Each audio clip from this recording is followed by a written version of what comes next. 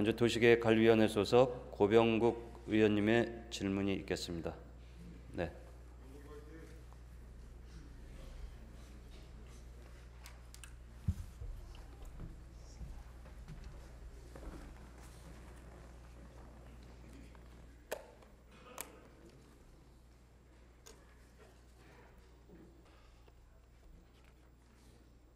존경하는 신원철 의장님, 선배 동료 의원님 여러분, 종로구 출신 고병국 의원입니다.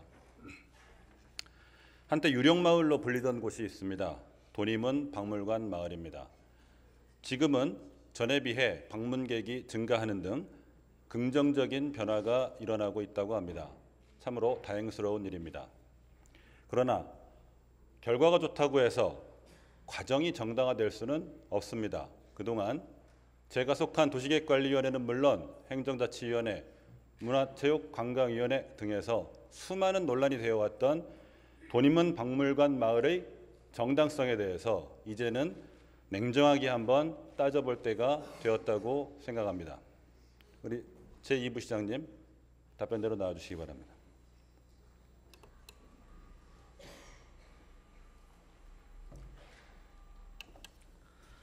네, 행정이부 시장 진희선입니다.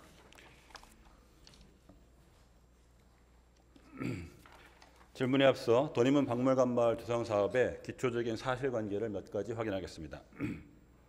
사업 규모 연면적 9,203제곱미터, 총 사업비 약 1,212억 원, 그중 현재 사업이 완료된 1단계 공사비 330억 8,500만 원, 사업 시행자 SH공사, 사업 방식 서울시와 SH공사의 대행 협약, 이 부분은 다 알고 있는 내용입니다. 돈이문 박물관 마을 조성 사업의 주요 경과에 대해서 말씀드리겠습니다. 2015년 5월 시장방침 제100호에 의거 사업계획 방침이 수립되고 2015년 12월 SH공사와 대행 협약을 체결합니다. 2016년 7월 조성공사가 착공이 됐고 2016년 9월 재정비 촉진계획 변경 결정에 따라 근린공원에서 문화시설로 용도 변경됩니다. 2017년 6월 재정비 사업 관리처분계획 변경 인가 고시를 통해 사업 부지는 종로구로, 건축물은 서울시로 기부 체납됩니다. 제가 오늘 질문을 하고자 하는 부분은 여기까지입니다. 이상 없으시죠? 네. SH공사와의 대행 협약서 중 제5조 사업비 확보, 시는 본 사업이 완료되면 예산 확보 관련 절차에 따라 사업비를 확보하여 공사에 지급하는 것을 원칙으로 한다. 이 부분은 다시 한번 확인해 주시기 바랍니다. 이상 없으시죠? 네, 그렇습니다. 본 질문을 시작하겠습니다. 지방재정법 제44조 채무부담행위에 따르면 자치단체의 장은 자치단체의 채무부담의 원인이 될 계약의 체결이나 그 밖의 행위를 할 때에는 미리 예산으로 지방의회의 의결을 얻어야 한다. 2015년 12월 30일 서울시와 SH공사의 대행계약은 서울시의 채무부담의 원인이 될 계약의 체결에 해당합니다. 지방재정법 제44조 1항에 따라 지방의회의 의결을 얻었어야 합니다. 그런데 서울시는 이러한 과정이 없었습니다. 인정하십니까? 네, 여기에 대해서 좀 답변을 드리겠습니다.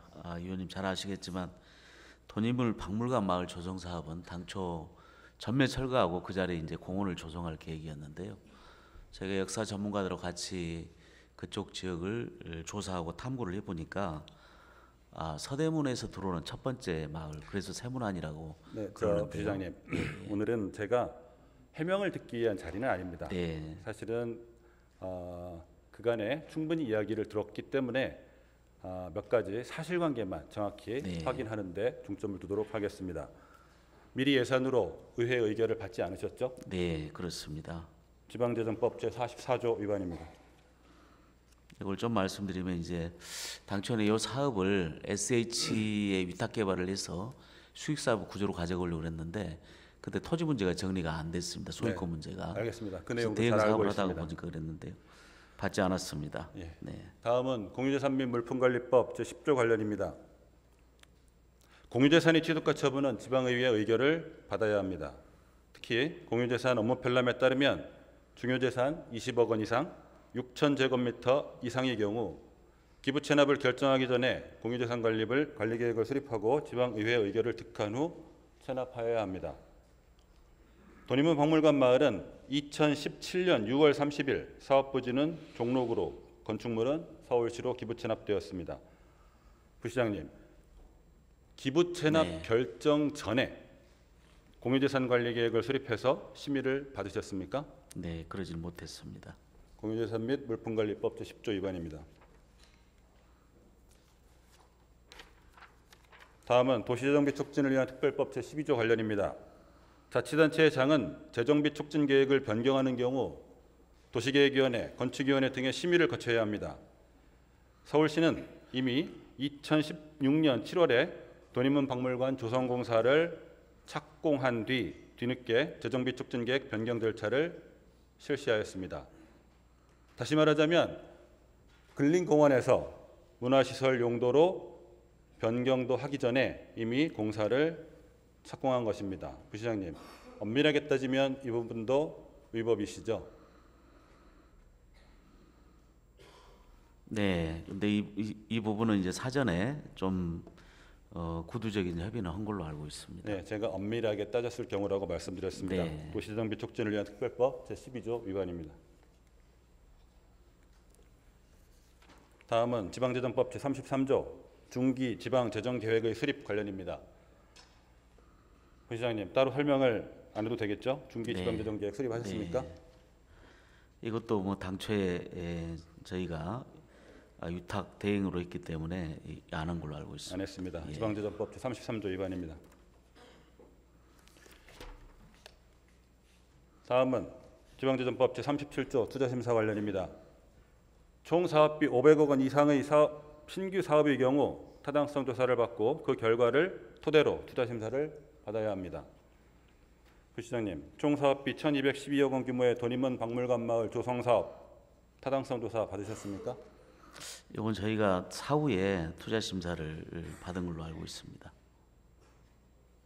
타당성 조사를 받으려고 했으나 네, 이미 완료가 된 사업이기 때문에 예. 받지 못했습니다. 투자 심사는 했습니까? 예, 투자 심사는 했습니다.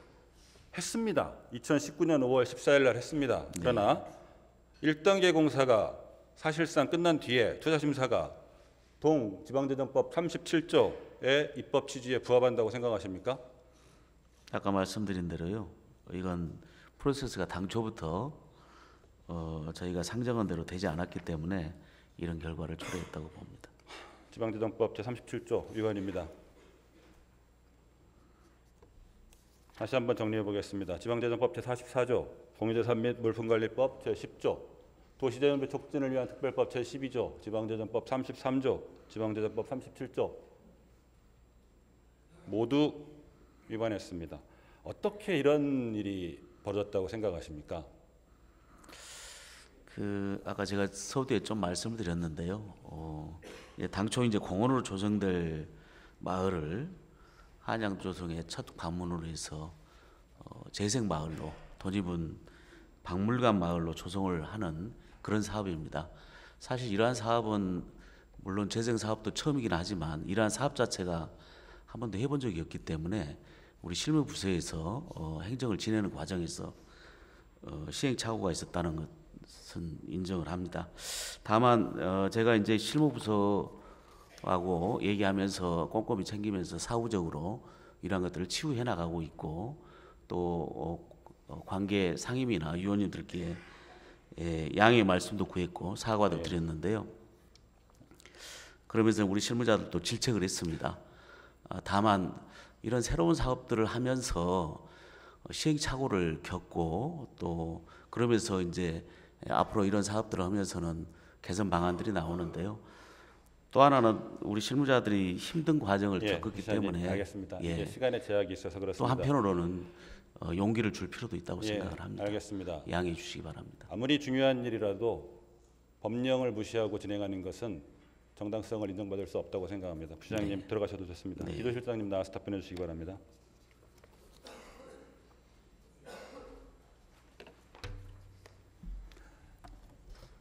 네, 기획조정실장 서정엽입니다. 예, 기조실장님. 네, 앞서 말씀드린 돈인문 박물관 마을 사업의 법령 위반 사항에 대해서 혹시 기조실장님 이견 있으십니까?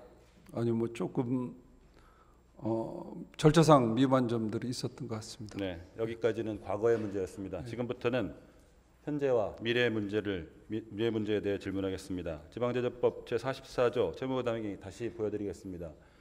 채무부담이 되는 행위를 하였을 때는 늦어도 다음 회계년도 세출 결산에 반드시 계상하여야 하며 그 밖에 회계년도 세출 예산에는 계상할 수 없다. 서울시는 지금 2020년 예산안에 돈이문 박물관마을 조성공사 대행사업비 118억 원을 편성했습니다. 맞으시죠? 네, 그렇습니다. 동법 동조항에 의하면 조성공사 사업비 118억 원을 2020년 세출 예산에 계상할 수 있습니까? 없습니까?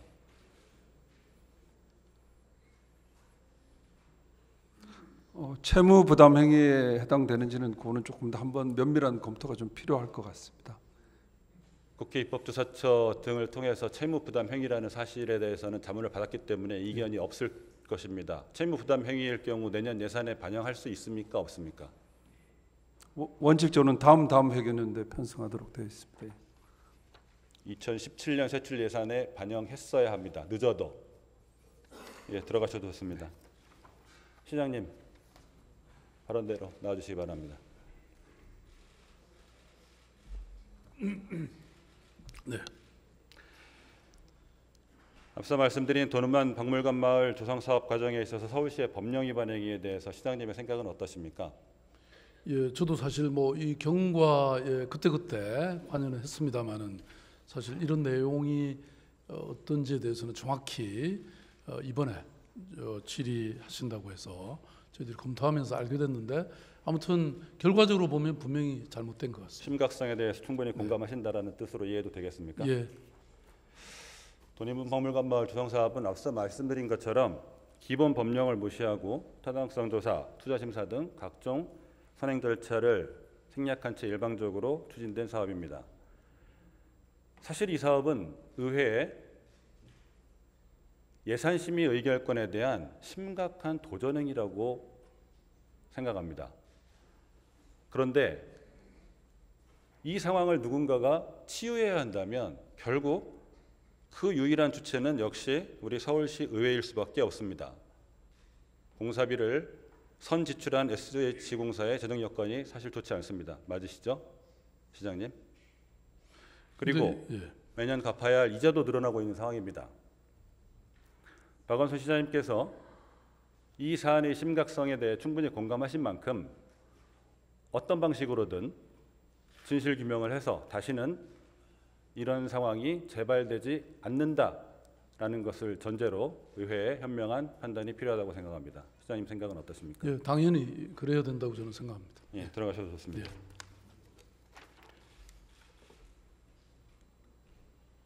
다음은 120 다산콜재단의 정보화 사업 관련과 관련해서 질문하겠습니다. 서로는 생략하고 질문을 바로 시작하겠습니다. 120 재단 이사장님은 답변대로 나와주시기 바랍니다.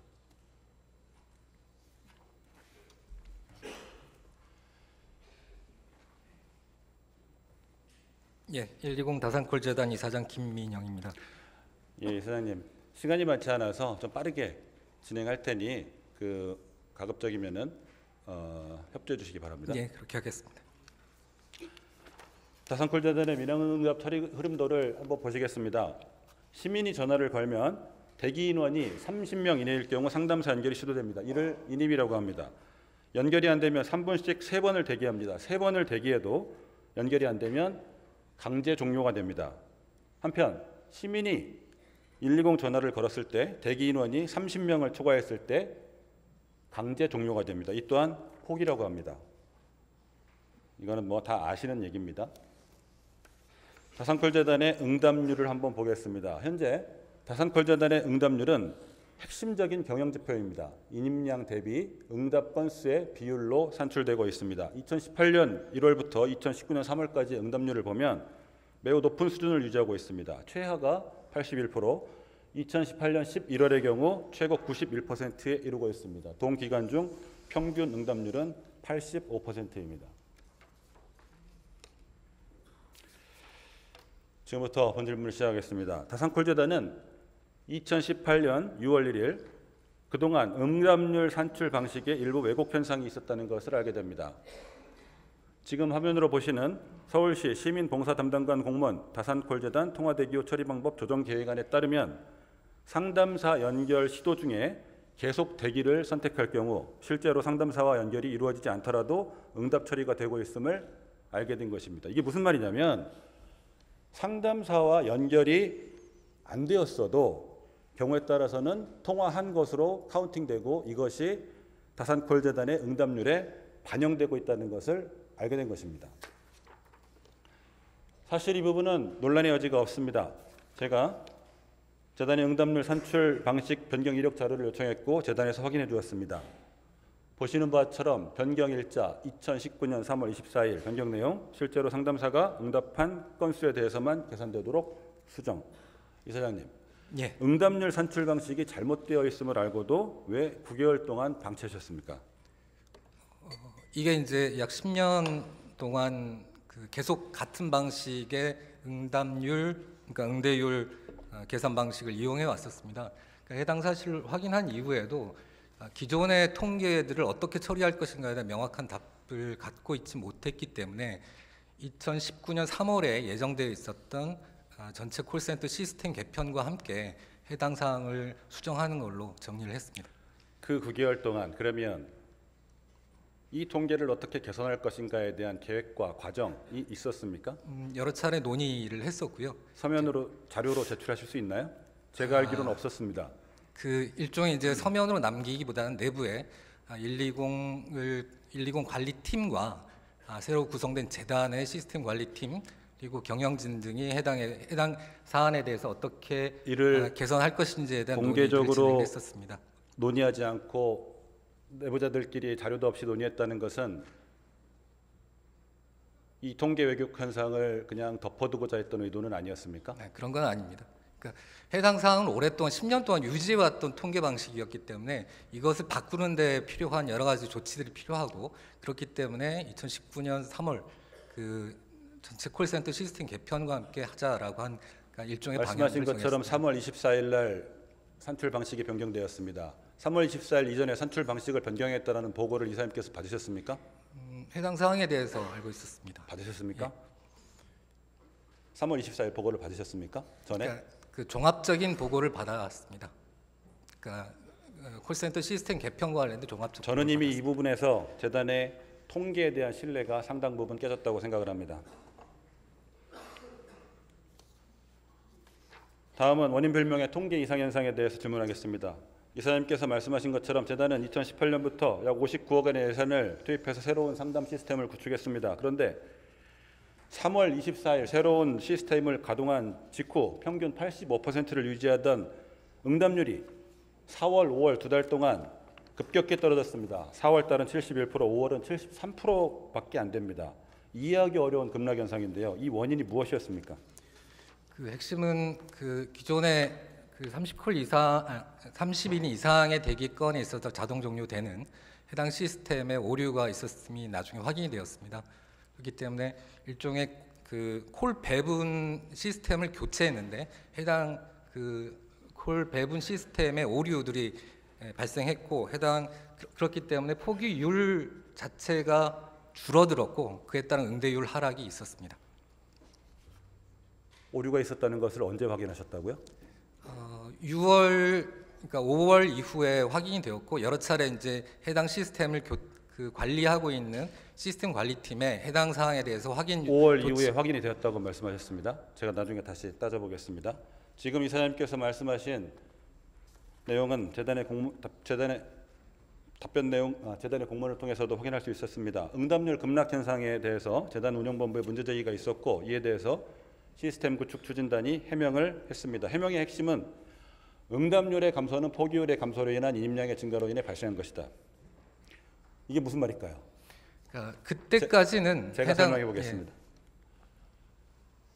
2018년과 2019년에 응답률 데이터 패턴을 비교했습니다. 먼저 좌측에 2018년 패턴을 보겠습니다. 파란색이 총 인입입니다. 빨간색이 포기고요. 녹색은 인입, 보라색은 응답입니다. 콜센터의 월별 데이터가 대부분 저 2018년도 4월, 5월의 패턴으로 되어 있습니다. 그런데 우측을 한번 보시죠. 4월과 5월의 패턴입니다. 실제로 보라색으로 표시되어 있는 응답 건수는 특이사항이 없습니다. 그런데 빨간색으로 되어 있는 포기가 현저히 줄었습니다. 포기가 줄면 당연히 인입이 늘죠.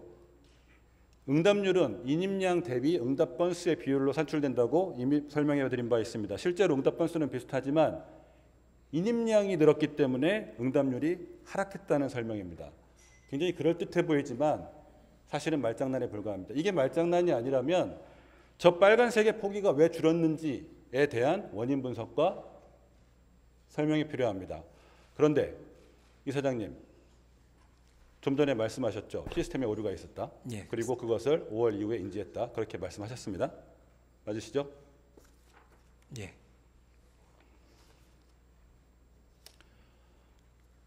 자, 사실 이러한 문제의식은 이미 재단 내부에서도 있었습니다. 재단의 운영본부는 시스템 구축 추진단에서 해명한 포기의 하락에 대해서 원인 규명이 필요하다는 의견을 다시 제기하였습니다.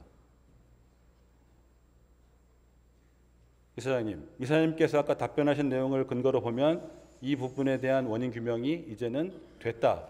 그런 말씀을 드린 게 아니고 해당 사항에 문제가 있음을 인지했다라는 것이고 이에 대해서 시스템 구축단에서는 원인 파악이 상당히 어렵다라고 하는 답변들이 오고 갔습니다. 여전히 이유는 정확히 모른다라는 거죠. 예, 파악하기 어렵다라고 이야기를 했었고 그 이유 과정들을 쭉 점검한 결과 아까 말씀드렸던 그 콜 분배 시스템에 오류가 있었다라고 하는 것들이 핵심적인 원인 아니냐 이렇게 추정을 하게 되었습니다.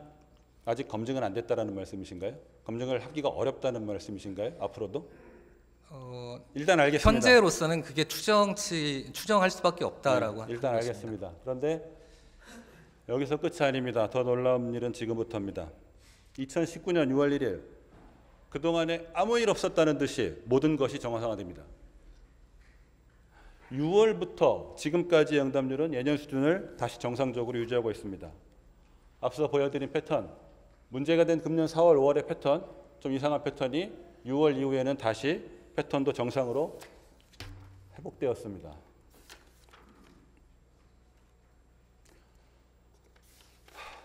앞서 보여드린 문건 한 번 더 보여드리겠습니다.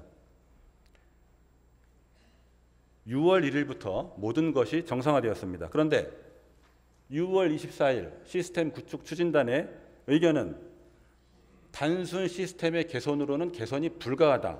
이렇게 이야기하고 있습니다. 개선이 불가하다고 말하고 있는 그 당시 6월 24일 날 이미 응답률과 모든 시스템은 정상화되어 있었던 시점입니다. 이사장님, 어떻게 이런 상황이 가능할까요? 그러니까 그때까지 사실은 정확한 원인 규명들이 어려웠었고 아까 말씀드렸던 콜센터, 그러니까 콜 인입 배분 시스템에 대한 그 어떻게 보면 좀 부분적인 개선들이 좀 축적이 되었고 해당 사항이 6월부터 반영된 걸로 그렇게 이해하고 있습니다. 그러면 6월 1일부터 모든 것이 다시 정상화된 이유도 현재로서는 정확하게 말씀하시기 어렵다라는 입장이십니까? 당시에도 그렇게 보고를 받았었고 그 이후에 그러니까 해당 2개월 동안 벌어진 일들이 무엇인가에 대한 규명 작업들이 있었고 저희들이 추측하기에는 아까 말씀드린 콜 시스템 배분 알겠습니다. 시스템 자체에 같은 문제가 있었다 말씀이시니까요. 이렇게 보고 이 있습니다. 대목에서 꼭 짚고 넘어가야 될 문제가 있습니다. 이사장님께서는 좀 신중하게 답변을 해주시기 바랍니다. 응답률 이상 현상의 원인은 포기율이었습니다. 예, 그렇습니다. 응답률 정상화의 원인도 포기율이었습니다. 포기율이라는 것이 이유 없이 증가하거나 하락하는 현상이 시스템상 원천적으로 불가능한 일입니까? 아니면 사람이 인위적으로 개입할 경우 가능할 수 있습니까? 핵심은 기존의 전화 콜 인입 배분 방식에서 전화와 문자, 그다음에 다양한 챗봇이라든지 이런 여러 가지 채널들을 동시에 배분하는 시스템으로 가면서 거기에 오류가 있었음이 확인되고 그것들을 고쳐나가는 과정이 있었습니다. 시스템의 오류 때문에 이런 현상이 벌어졌다라고 그렇게 생각을 하시는 그렇게 거죠? 생각하고 있습니다. 예. 자, 이 흐름도 다시 한번 보겠습니다. 저기에서 대기 인원 30명 이내 저 부분 있죠? 예. 만약에 저 대기 인원을 30명이 아니라 40명으로 늘리면 어떤 현상이 일어날까요? 말씀하신 것처럼 이제 포기율이 포기가 줄겠죠? 줄게 되겠죠. 인입이 늘고 응답률이 떨어질 것입니다. 그럴 가능성이 있습니다. 사실이 아닐지라도. 저는 어떻게 이런 일이 벌어졌을까? 지금부터는 제 추론입니다. 저는 그 단서를 2019년 6월 17일 문체위 추경심사 회의록에서 발견했습니다. 6월 17일은 4월, 5월 2달 동안에 그 미스테리한 현상이 모두 해소되어 있었던 시점입니다. 잘 기억이 안 나시겠지만 기억을 돕기 위해 속기록을 준비했습니다.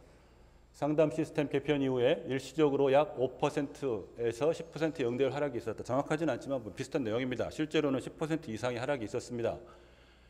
그 이전에도 문제는 있습니다만 그게 반복되는 것들이었다. 그 이전에는 80% 밑으로 떨어진 적이 최근에는 한 번도 없었습니다. 71%로 급락하는 현상은 전혀 재단의 역사상 확인할 수가 없는 현상입니다.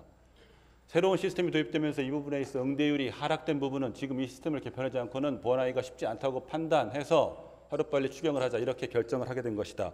정리하면 시스템 개편 후 응답률 하락이 있었고 장비를 교체하지 않으면 개선이 어렵다 판단해서 하루빨리 추경이 필요하다. 이런 주장입니다. 결과는 어떻게 되었을까요? 주장하신 대로 됐습니다. 상담석 PC 가상화 구축 사업 추경 13억 9,830만 원 확정. 이사장님께서는 문체위에서 상담석 PC 추경 사업 필요성을 설득하면서 직전 4, 5월의 응답률 하락 현상을 강조하셨습니다. 더구나 그때는 이미 시스템이 응답률이 모두 정상화된 시점이었습니다. 6월 17일 문체위에 참석하시어 발언하시는 동안 이 시스템이 정상 가동되고 있다는 사실을 알고 계셨습니까? 모르고 계셨습니까? 그러니까 응대율이 복원되었다라고 하는 사실은 알고 있었습니다.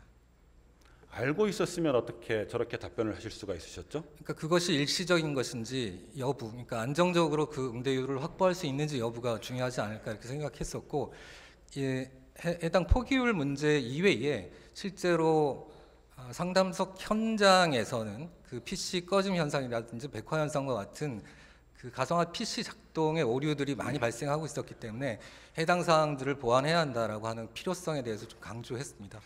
추론이지만 제 생각은 그렇지 않습니다. 저는 이렇게 생각합니다. 60억 원을 들여서 새로운 상담 시스템을 구축했습니다. 그런데 시스템을 구축하고 나서 2달 만에 시스템에 문제가 있어서 추경이 필요하다. 과연 그렇게 했으면 우리 이 자리에 계신 문체위 위원님들께서 이 추경 예산을 승인해 주셨을까요? 우리 문체위 위원님들 승인해 주셨겠습니까?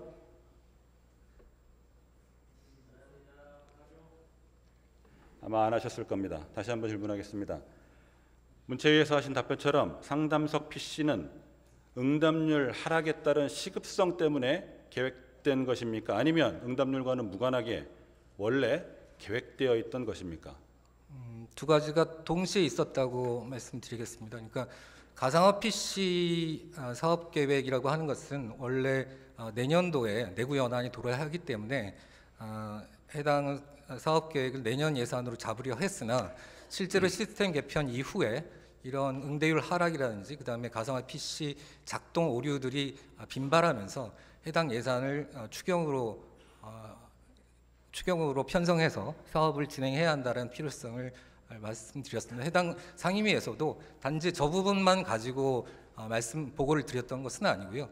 해당 그 내구 연한과 관련된 부분들을 좀 조기에 집행해야 할 필요성에 대해서 말씀드렸습니다. 알겠습니다. 내구 연한과 관련해서는 뒷부분에서 다시 따져보도록 하겠습니다. 어쨌든 이 장비 교체는 원래 응답률 하락과 무관하게 계획이 되어 있던 사안입니다. 2019년 3월 29일 시스템 구축 추진단의 상담정보 시스템 전환 결과 보고서입니다. 그중 일부입니다. 시스템이 전환한 뒤에 5일 만에 생산된 보고서에 이런 내용이 있습니다. 가상화 PC 느려지는 문제, 원인 파악 완료.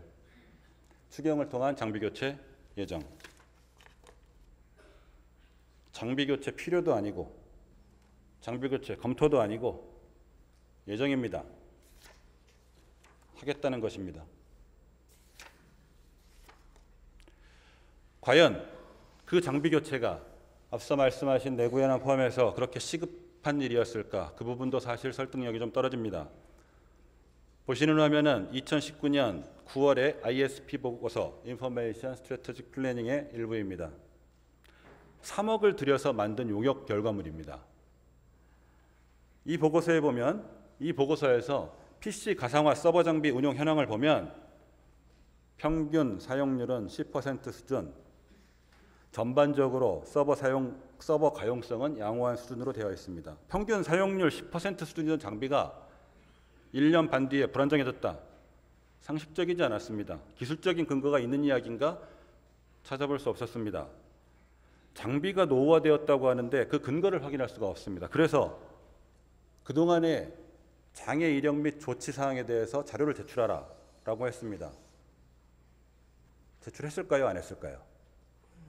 장애 현황과 관련된 보고를 드린 걸로 알고 있습니다. 장애 이력 및 조치 내역 자료는 제출하지 않았습니다. 없다고 했습니다. 이러한 주요 정황을 토대로 한 제 추론입니다. 재단 상담 시스템 신규 구축 후에 PC 가상화 구축 사업 추경을 확보한다는 내부 방침은 이미 수립되어 있었습니다. 추경안 예산 심사 직전 4월, 5월 2달을 말하는 것입니다. 인위적으로 응답률을 떨어뜨렸을 가능성이 있습니다. 앞서 말씀드린 것처럼 응답률 하락은 대기 인원 30명을 40명으로 설정만 바꾸면 간단히 가능합니다. 그리고 응답률 하락을 근거로 추경 예산 필요성에 대해서 의회를 적극 설득했습니다. 예산 확보 근거가 마련된 후에 은근슬쩍 다시 정상화됩니다. 왜냐하면 계속 하락 수준을 유지하면 재단 경영 지표에 치명적인 영향을 줄 수 있기 때문입니다. 추론입니다만 이러할 가능성에 대해서 어떻게 생각하십니까? 저희들이 이제 추경을 의회에 요청드렸었던 핵심 요인은 그 응대율 하락이 아니었습니다. 그러니까 두 가지였고 아까 말씀드렸던 것처럼 가상화 PC의 작동 오류들이 빈발하고 있다는 점과 당시에 국정원이 요구했었던 보안성 강화를 위한 윈도우 10 시스템의 개편 등이 예고되어 있었기 때문에 그것을 시급하게 해결해야 한다라고 하는 문제, 그 내용을 가지고 그 상임위에 추경 예산을 요청드렸던 것입니다. 그 아마도 좀 이해하기 쉽게 의원님들께 말씀드리기 위해서 응대율 하락 같은 것들을 조기에 좀 개선하기 위해서는 이런 그 가상화 PC의 개선이 도움이 될 거다라고 하는 부분들을 말씀드렸습니다. 쉽게 말하지 않아도 자료를 가지고 자세히 이야기하면 다 이해합니다.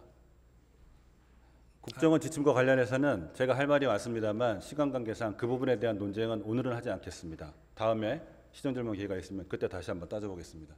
어쨌든 제가 앞서 말씀드린 추론이 소설 같은 이야기라고 생각을 하시죠? 조금 현실하고는 좀 맞지 않는 부분이 있지 않을까 제가 보기에는 더 소설 같은 이야기를 한번 보겠습니다.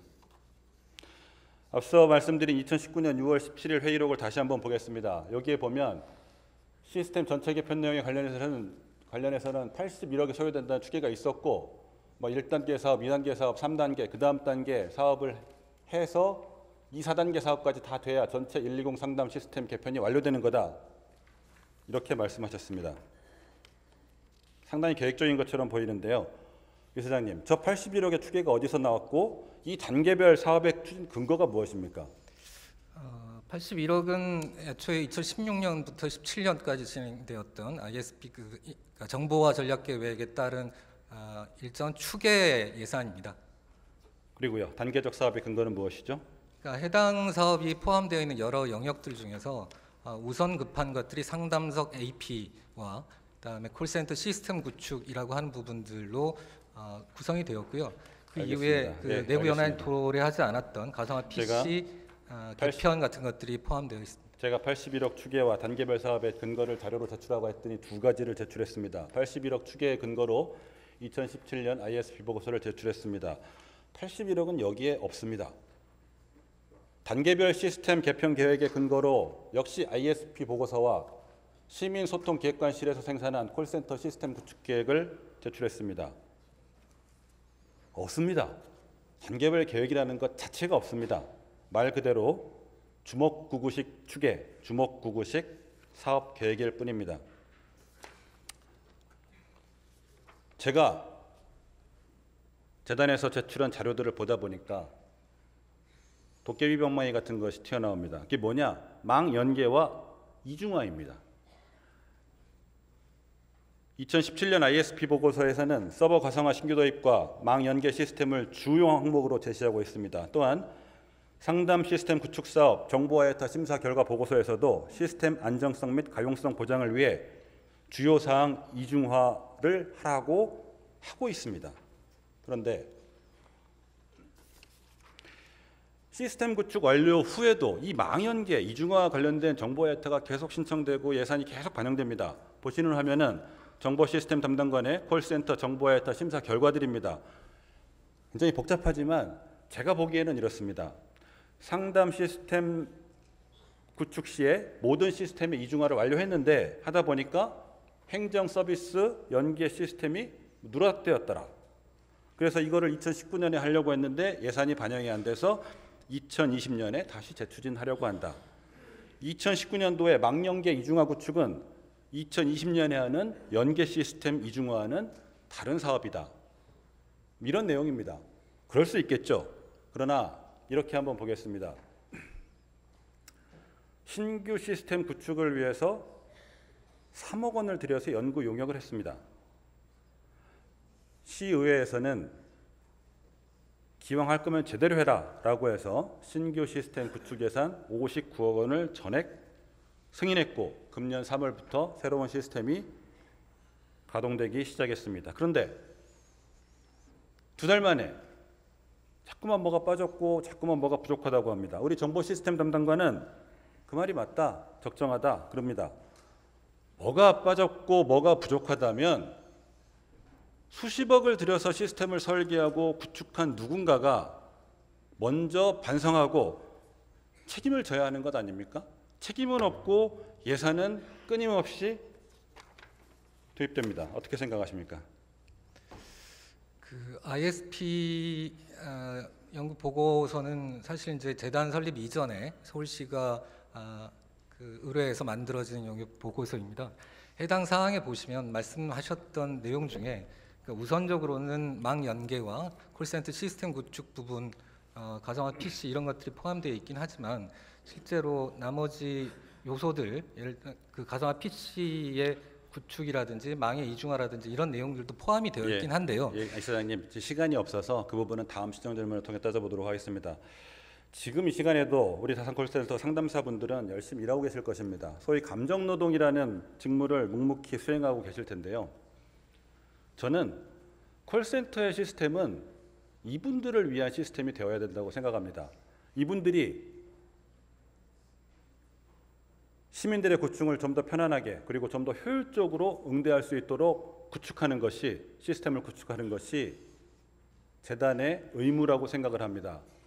이 시스템이라는 것이 시스템을 구축하는 사람들의 장난감이 되어서는 안 된다고 생각합니다. 네.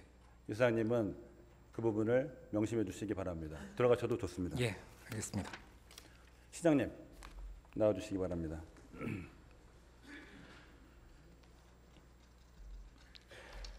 예, 120 다산콜재단은 시민과의 소통을 강화하겠다는 시장님의 철학이 담긴 조직입니다. 앞서 말씀드린 것처럼 이 재단은 응답률 왜곡 현상을 발견 후에도 즉시 수정하지 않았고 또 응답률이 급등락하는 통계 이상 현상에 대해서 그 원인도 제대로 모르고 사후 조치도 제대로 이루어지지 않았습니다. 재단 내부에서 제기한 문제 제기도 묵살했습니다. 재단의 넓게는 우리 서울시의 통계에 대한 신뢰가 상당한 부분을 잃었다고 생각합니다. 시장님께서는 어떻게 생각하십니까? 워낙 전문적인 내용이어서 제가 지금 여기서 판단하기는 어렵습니다만 잘 확인 한번 해보겠습니다. 네, 알겠습니다. 1년의 상황을 볼 때 정보화 사업 예산 확보를 위한 통계 조작일 수 있다는 정황도 발견되었습니다. 정보화 사업 자체가 주먹구구식으로 진행된다는 단면도 확인할 수 있었습니다. 다산콜재단은 물론 서울시의 정보화 사업 전반에 대해서 총체적인 점검이 한번 필요하다고 생각합니다. 어떻게 생각하십니까? 예, 점검해 보겠습니다. 예, 들어가셔도 좋습니다.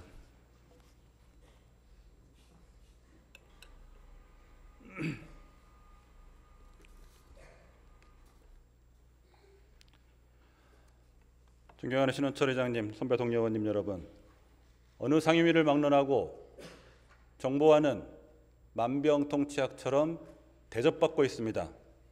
전문적인 영역이고 기술적으로 어려운 부분이기 때문에 잘하겠지라고 막연히 신뢰하는 경향이 있습니다. 그런데 다산코알재단의 사례를 보면서 정보화 사업 곳곳에 우리가 알지 못하는 굉장히 교묘한 함정들이 많이 있음을 느꼈습니다. 지금 저희는 상임위 및 예결위 예산심의를 앞두고 있는 시점입니다. 오늘 시정질문을 참고로 하시어 정보화 예산에 대한 심도 있는 논의가 이루어지기를 기대하겠습니다. 경청해 주셔서 감사합니다.